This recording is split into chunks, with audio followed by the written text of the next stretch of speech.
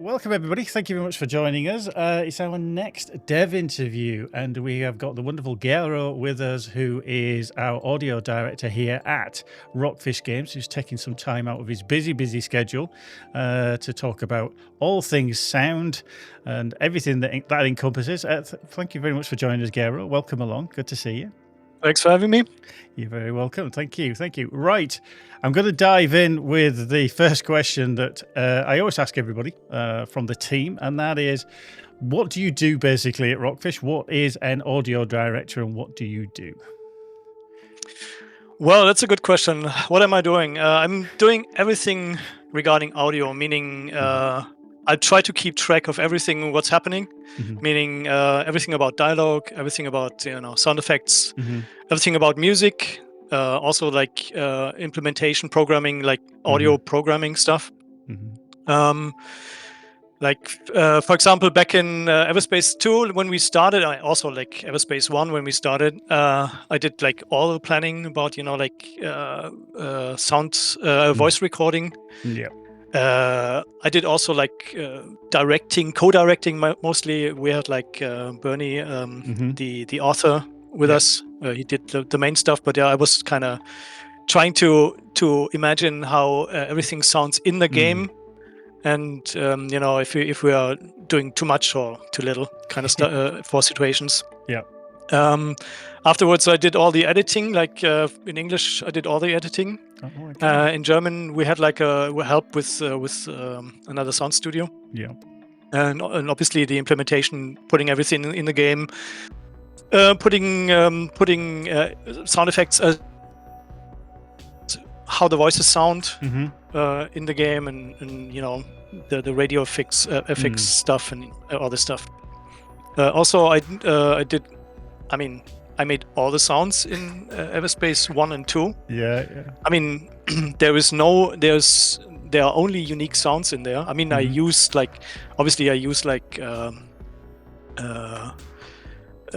sound libraries as a base, but every sound is like built by pieces of that, or I recorded stuff by myself or whatever. And also all the music, composed in EVERSPACE 1. Every song that was kind of more like a little bit more experimental music. Lots of the time, it was kind of rolling the dice, which odd time meter I'll take. Yes. And for EVERSPACE 2 we said like, let's make it a little bit more mainstreamy.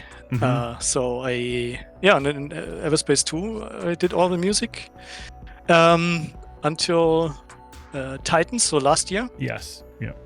Just 2024. Right? Yeah. And then luckily Lucas joined us, our another audio guy, senior audio guy, and that's quite good because so we can do stuff together. We can discuss it a little bit more. It's not like a one-man show, so that helps quite a lot. And it's getting bigger. It's getting bigger anyway. Like when I imagine beginning of EVERSPACE 2, there was kind of like a limited amount of text. In order for the dialogues, everything was kind of, you could see it, you could see the end, Yes. Over time it got bigger and bigger and bigger, and suddenly you forgot stuff. It got too big, and you had to start writing lists and everything before you can do it like by memory. But it's now it's quite a big game actually. Yes, absolutely. I mean, we find it quite fascinating as a fan of the game, and I'm sure everybody that's watching, how much kind of the audio actually is there. It's not just it's the sounds of the weapons, the environmental sounds, the soundtrack itself. There's so much, and to think that you had all that to kind of create from a library or from scratch with your own creative ideas, and it's just quite baffling but impressive as well. And thank you very much for bringing such wonderful music and sound to our game, because I mean, I love it. I have some particular favorites from the soundtracks, as well as I'm sure everybody else does. But anyway, I digress a little bit there. But what is your background? How did you kind of get into video games? Was it a plan, or what did you do in your earlier years? Actually, it's kind of interesting. if I look back, I always played games, like my whole life I was playing games. I mean, I started with, like C64 with Amiga and all this stuff. And my first touch with a computer was this Sinclair ZX81, like a very old computer. That dates me quite a lot, I think. It dates me as well, so don't worry. Oh my God. Well, and but it was always like I always had fun like playing stuff, but somehow, and also like in parallel, I was always doing music. Like I was playing. I started with like my parents put me in flute school. So I learned playing the flute. I mean, sorry about that. And then I switched over to piano. So I had like piano lessons, and then later on I played guitar. I learned it by myself and bass, and so I played all the instruments over time. So I always did music. I always played games, but somehow in my brain the connection didn't happen so far. Okay. Yeah. And how was it? And then I thought about what am I going to do in my life? So I was thinking about studying bass, in fact. But after a few discussions, I decided to go studying informatics. I did this in Dortmund, in Germany. At university was also very interesting, and I still played music, there in a band. Yes. In university, I started studying informatics. But I only did this for 1 year because I always, I was always working with computers, so programming was also a thing I did, obviously in between playing games and music and everything. But they said like, well, if you study here, everyone is like average studying time is about 8 years. I was like, what? 8 years? So the thing is, I think most of the people there was like the university, and then there was like a piece in this area where there were lots of informatics companies, so everyone was working there, so they stopped studying, so the average time pumped up, But anyway, I got then the chance to start at a recording studio to work as an intern, and I music was always somehow close to my heart, so I started working in a sound studio. Well, and since then I'm working in this audio field, like recording, doing commercials and all this stuff for over 20 years or something, Wow, yeah.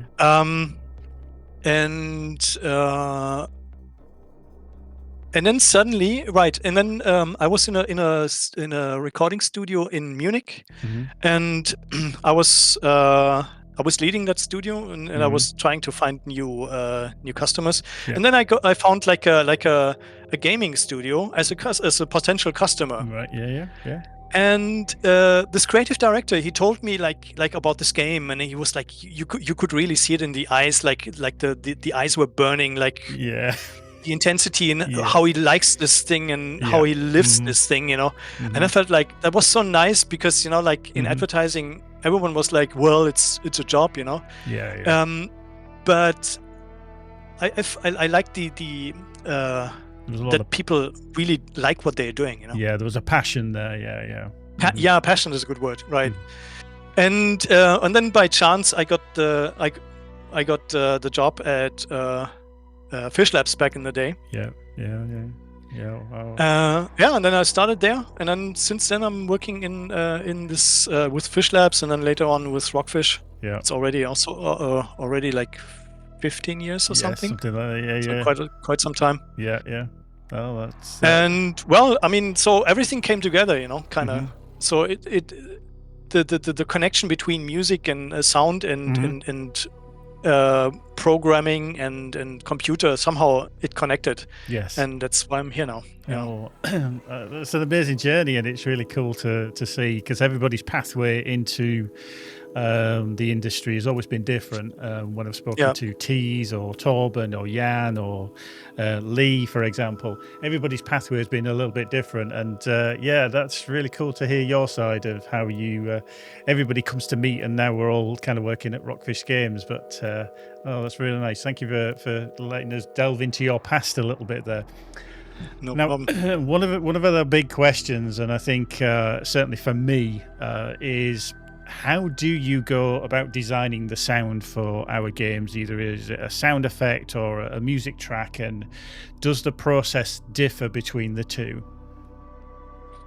Yes, obviously. I mean, it's two pieces. You have like, on the one hand, you have like sound effects, and on the other hand, you have like music. And if you talk about sound effects, there are parts which are just like things, like a door closes, so you need like a sound which a door is closing, so that's nothing fancy, it's just cluck, door is closed. So but sometimes you have like something different, like something which doesn't exist, like a weapon, or something.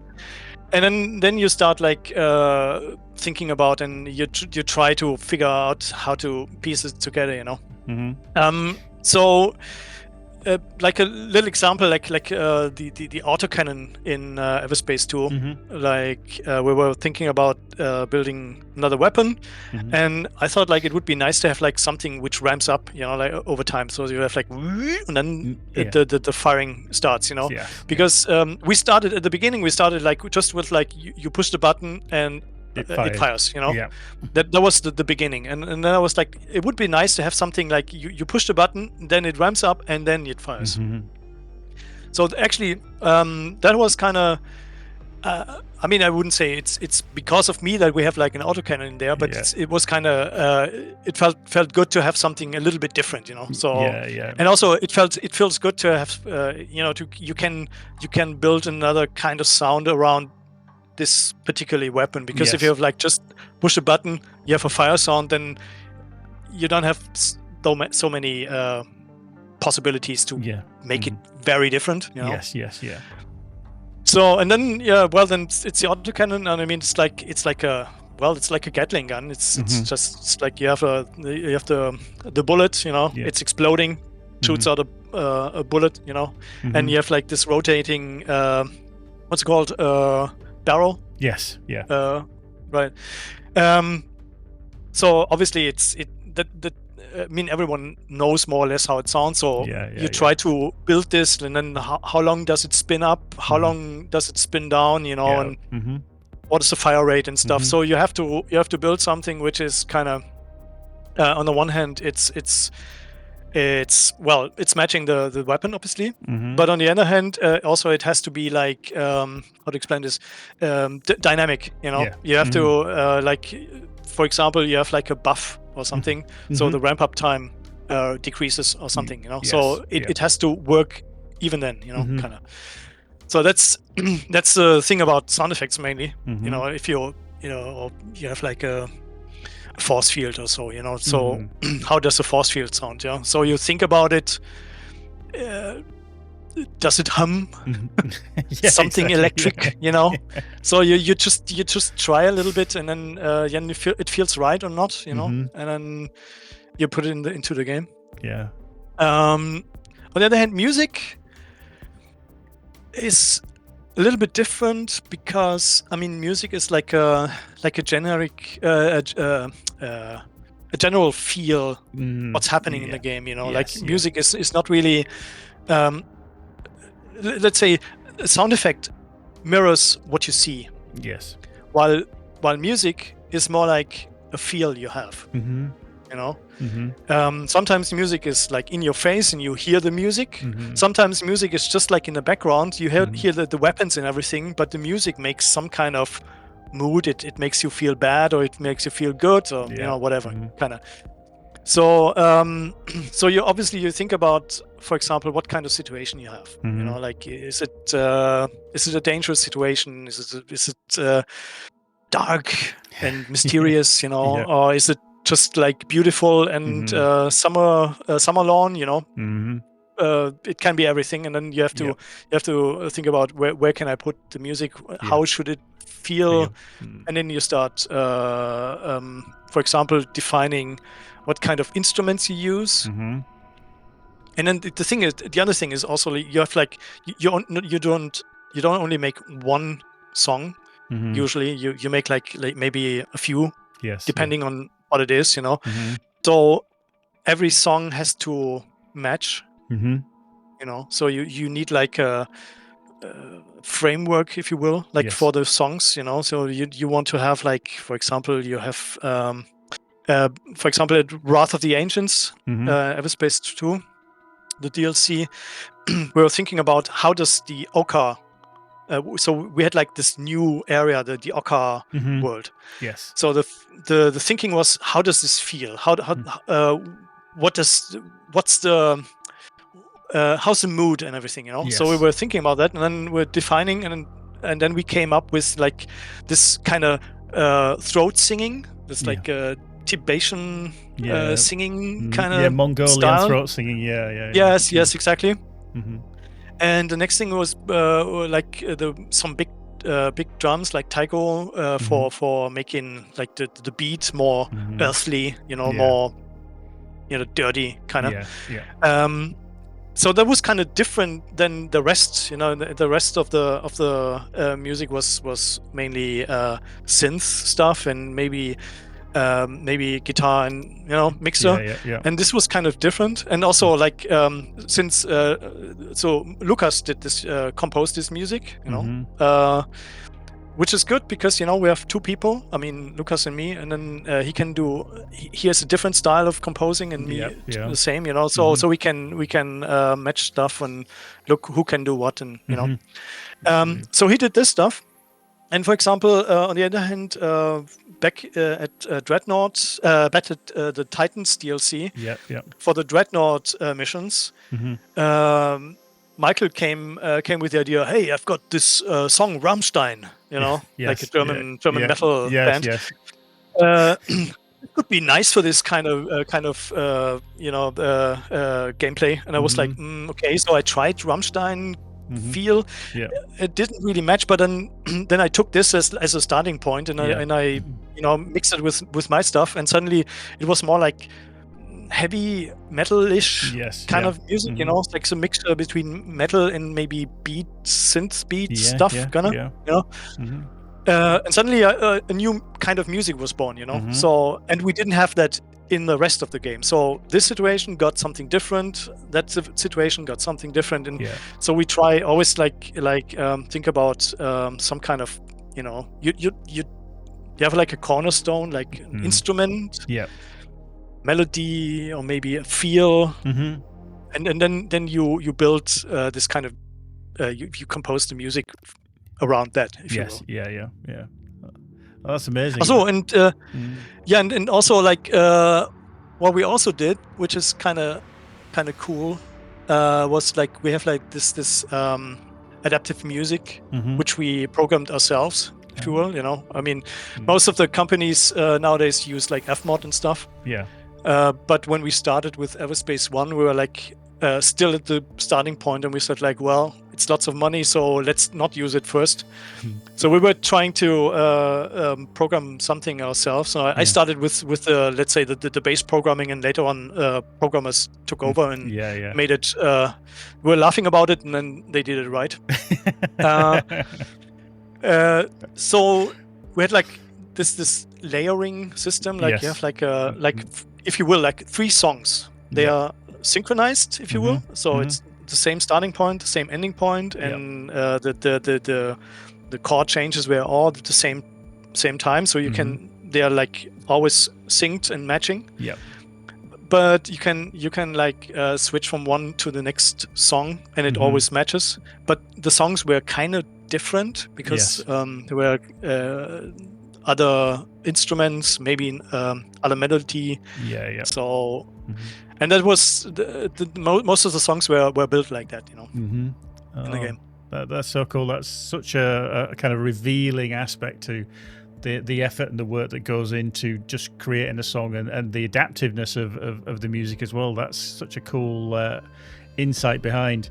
Now, I spoke to Gero earlier, and I said that I've got some favourite songs of mine, and my favourite is Drake's theme, that guitar riff. Just oh, I love that, and I'd love to be able to play it. I can't play it myself, but I just love listening to that. That's my definite favorite. There's a few other close ones, but that is superb, and I'm sure everybody that's watching has got their own favorites as well. But thank you for kind of peeling back the curtain of the process on that and everything that goes into it.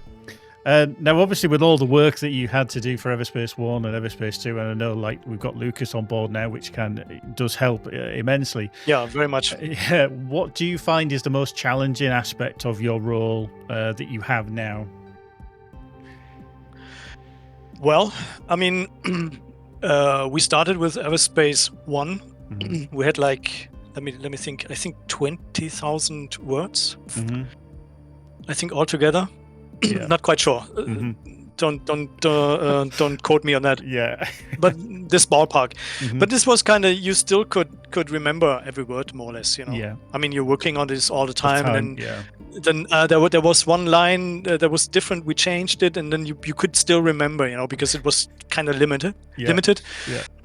And now it's with EVERSPACE 2. It the authors they went crazy, and it just let's write some more text, and I couldn't remember everything anymore, so you start to how to tame the amount of dialogue, how to get everything together, how to remember everything. So you had to start building processes for that. So that was kind of challenging. And obviously after 5 years, 6 years, I'm not quite sure, 5-6 years, I composed over 100 songs. Wow. And I mean, there were it's there were partly only short pieces for a cut sequence, so that was not really a song, but still. So it was quite a lot. And then also every song had sometimes different layer. Not everyone, not every song, but some had 3 layers, some had only 2.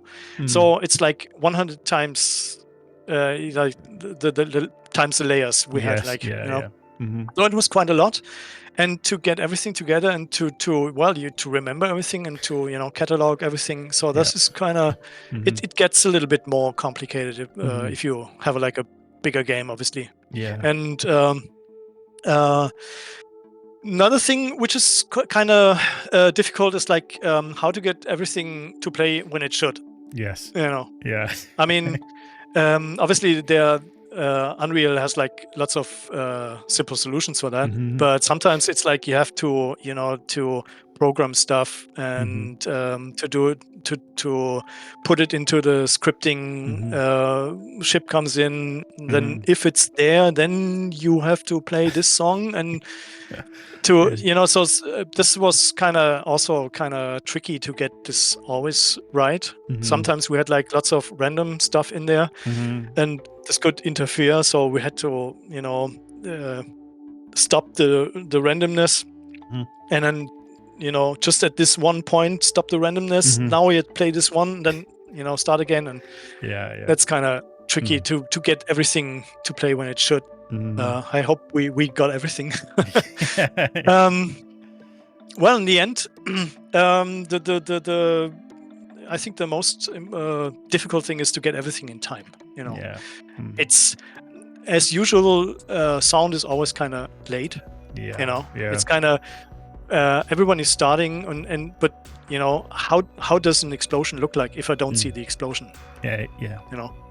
So I need to see it first. So somebody has to build something, then I see it, then I can put the sound on top, and then and for example the cutscenes in for example Wrath of the Ancients, we had I forgot how many, lots of cutscenes. And we only had 1.5 months left. So we have to so suddenly everything it comes on top of you, and then you have to work like crazy. It's always like that. I think that's probably the biggest enemy of game development is time, because you, especially for you at the end of the process, so with so much you've got to wait for other aspects to be completed before you can start your work. And it is, as I've said, the enemy of development is having that time. It's probably the most precious thing that developers have, is having time, because you don't need to rush, you don't need to miss anything, and invariably things get cut from game development because you don't have the time, and it can be a frustration point. But lots of words, lots of songs, and very, very intricate. The kind of flip side question to that is, what do you find is the most rewarding aspect of your role then? Obviously you've got the challenges, but what would you say is the most rewarding? Well, if I got everything in time. And obviously, yes. Also, if everything plays when it should, kind of, then it's actually that's actually quite true. If you think about how to do something, and you program stuff, and then later on you play it in the game, and then even other people are playing it, and then you see it like on a YouTube stream, somebody is playing it, and you see like it's working, then that makes me happy, it's kind of nice.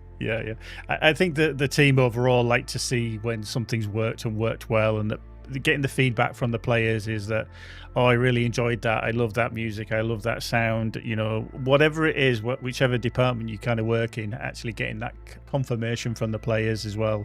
And this is why we like to hear the feedback, positive and negative. We prefer the positive, but it is what it is. And for the team to hear those words of encouragement as well, it gives you that impetus to do a good job. I mean, negative feedback is also good. If you have negative feedback, you messed something up, then you can change it and you make it better, so it's good as well. Absolutely. Right, we're just going to switch to some of the questions that came in from the community. Obviously, whenever we do these interviews, I always ask the community, what do you want to ask the devs, and they've put in some good questions for you. The first one I'm going to ask you is from Malagosova from the Discord. And he would like to know, where did you find inspiration for the weapon firing sounds, since most of them in this game are science fiction and have no real life counterparts? How do you go around that, work around that process? Good question. Well, I'm quite into physics, I like reading about quantum physics and stuff. So it's kind of, you can imagine, if you're into physics, you think, you try to imagine how this works, I mean, you can't really take it in your hands, you can't see it anymore. It's just crazy stuff.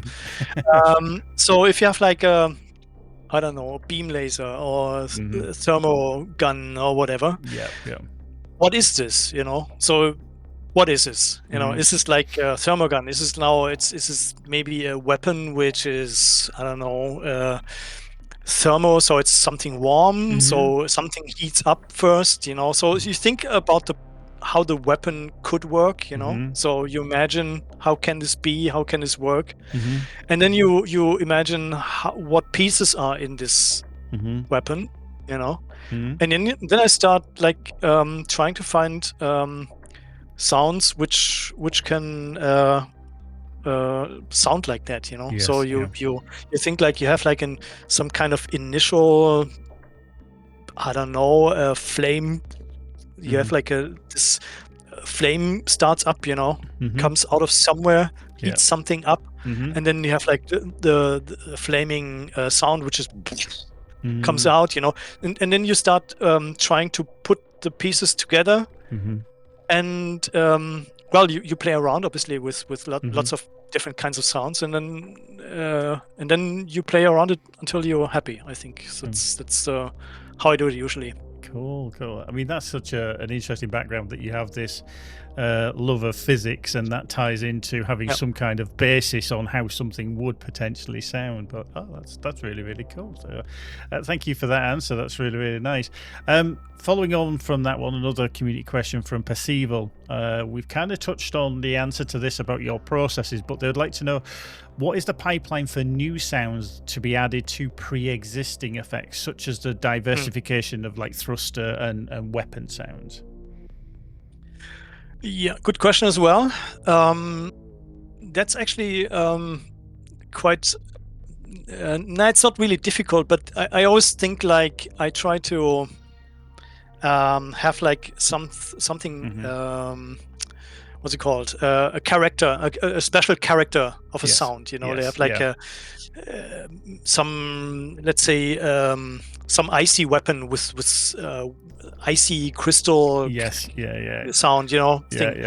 So I try to keep the character of this weapon, or you know, if it's thruster sound, if it has like a special like a burn sound or something. So I try to keep this this character of the sound, and I add other stuff on top of it, you know. So I try to change maybe the initial swell of the sound. I make this different, but I keep the burst, the flame from the thruster at the end, you know. And well, that's I think that's the main thing. You try to, you know, you imagine what could it, what is what's the main character of this sound. And this is what I try to keep, and I you know, I make it maybe a little more sizzly on top, or I make it a little more deep with low end, you know. So you change the same sound, but it's it's an alternative to still the main character, the sound. Cool. I would say. Yeah.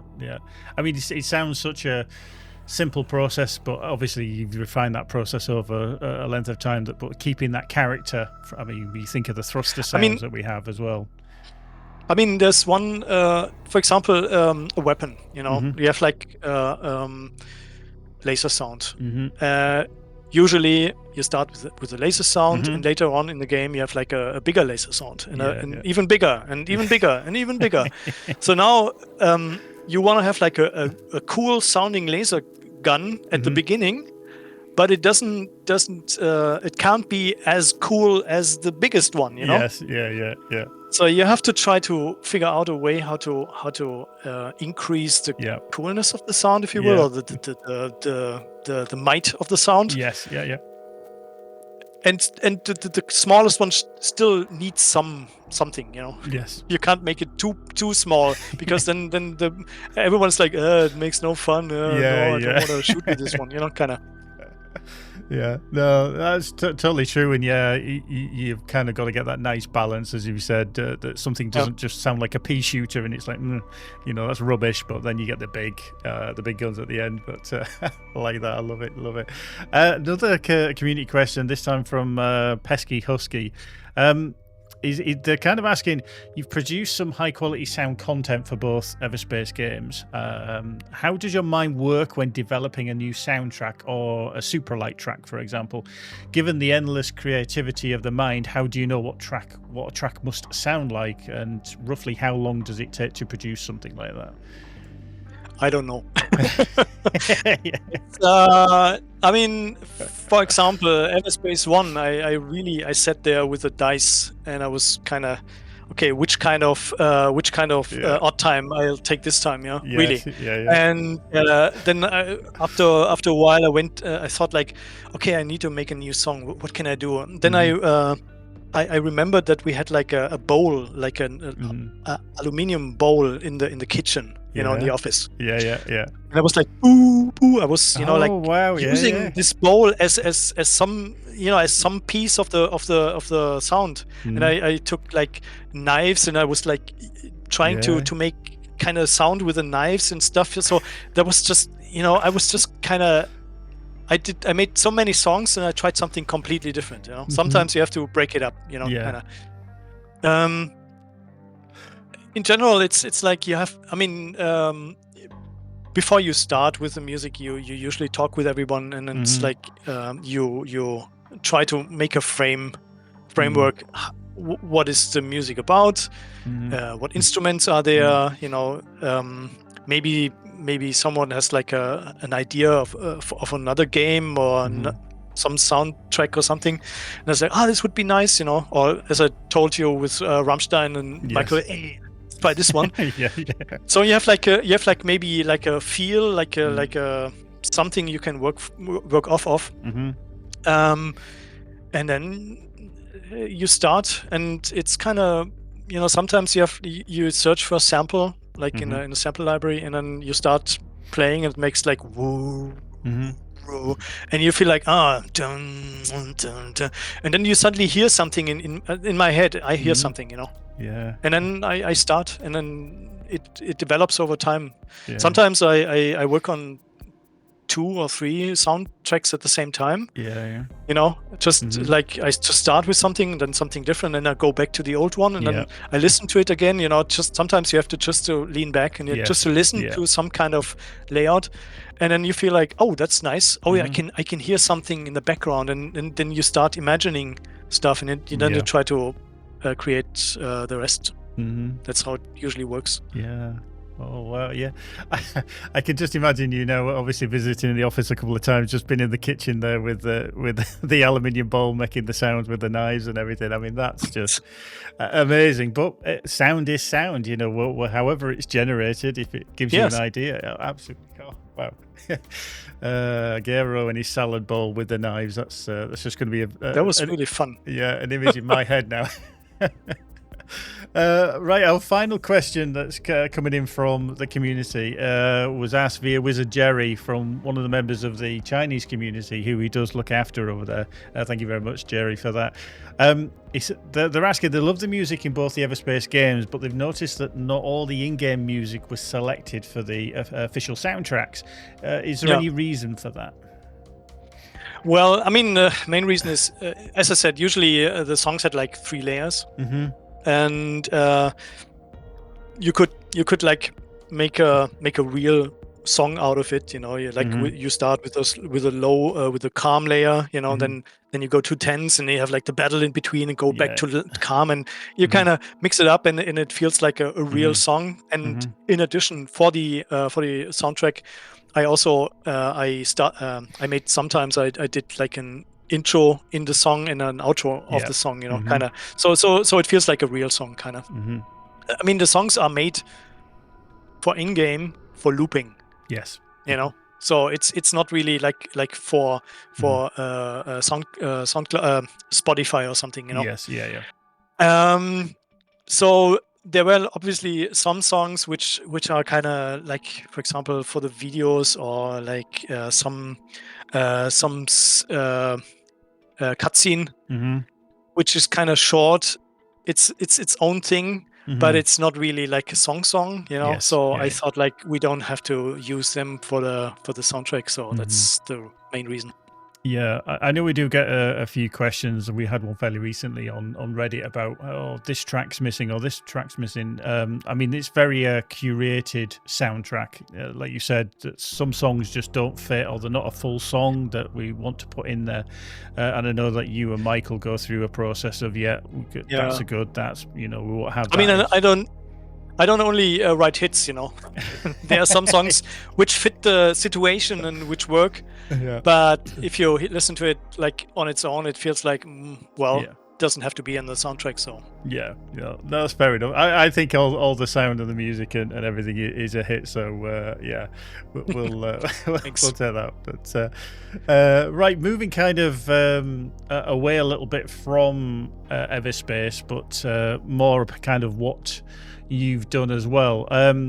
Outside of EVERSPACE, what other games have you actually worked on, if any? I know you've obviously been with ROCKFISH for quite a while, but what other games have you worked on? We are mainly, I mean, as I said, we started with Fish Labs back in the days. We had it like, mainly, I was in the Galaxy on Fire team, Galaxy on Fire 2, and the DLC, obviously. That's where I started, actually. And before that, I know, and around that, we did like, what was it, Snowboard Hero? Yeah, that was kind of fun game, trying to get like the skiing sounds and stuff. That was kind of interesting. And also Sports Car Challenge was kind of a nice thing to do. I went to all over Europe, like to all the Volkswagen what's it called, developer places, where they build the cars. Yes. So Bentley, Bugatti, Lamborghini, and all the stuff. And so I went there for sound recording. Oh wow! Yeah. So that was kind of nice, sitting in a Lamborghini on an Italian street, like somewhere in the, not a special track, just like on the street. Yeah. With the microphones in the back, and then there was like a 60 limit sign, and we drove for each tire 60. Yeah. So it was kind of interesting. For each tire. Yeah. Yes. So that was the main things I did. That's some small stuff in between, but the main things were like Galaxy and Fire, and then Everspace 1 and 2, obviously. Yeah. Yeah, so doing like the Foley work of recording like live action sounds, that's a real nice, cool perk of the job, for definite. We can't send Gero into space, unfortunately, to do recording real space. That's not sound allowed. In space? What is that? Yeah, okay, yeah. We won't go there. Artistic license on that one. Yes, exactly. So, carrying on a little bit, what inspires you then, or helps you with your creative process? What do you kind of absorb from outside that helps you create these wonderful sounds? Well, obviously, listening to lots of music. I mean, I play different kind of music in private, but it's every time you try to play something, you learn something. So.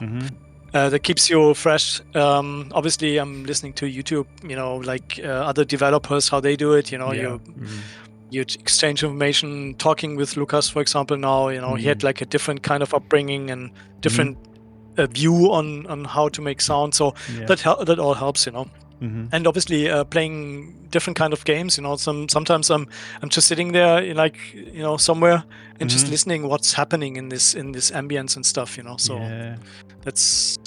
that's how it goes, I think. Certainly having. I mean, every musician is like, if you want to learn how to play music, you copy what other people did. So you learn like other songs and you do it over and over and over. The more you do, the more it connects in your brain, and you feel you make your own stuff out of it. That's how it works, I think. I mean, you think of all the great guitarists in the world, from like current day to, they always have somebody they aspire to, that they've watched how they play, and then they have their own interpretation of that. So it's a good process. Question that I always ask, and it's kind of, don't worry, Michael will watch this video, but we asked to ask, what is the best thing about working at ROCKFISH? Well, we've got nice people. I mean, everyone is kind of, honestly, as I said, I'm working with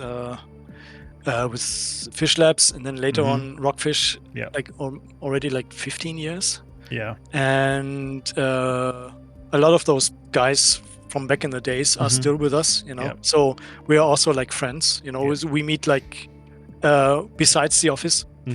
So that's kind of nice. And well, we have like because we work so long in this field, in this company, we also have like lots of freedoms. We can more or less. It's important you get everything done. Yes. As long as you get everything done, you have some kind of freedom.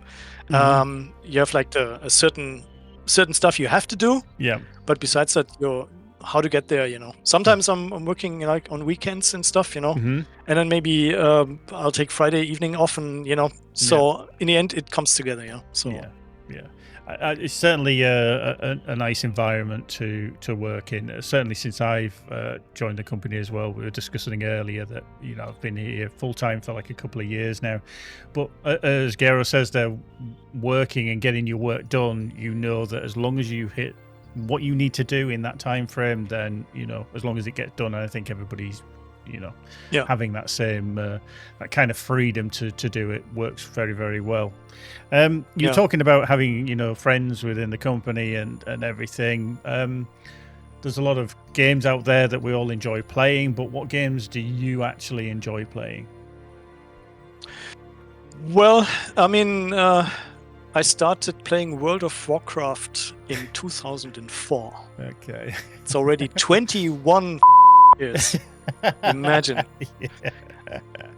I mean, not full time. I mean, No. back in the days I played more, obviously, but Yeah. nowadays it's like there's a new expansion coming out, and then I buy it and then I play it for a while. Yes. Yeah. Depending.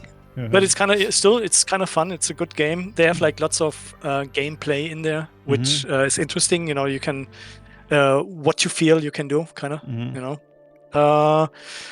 what I played quite a lot in the recent, actually last year, Hitman. Yeah.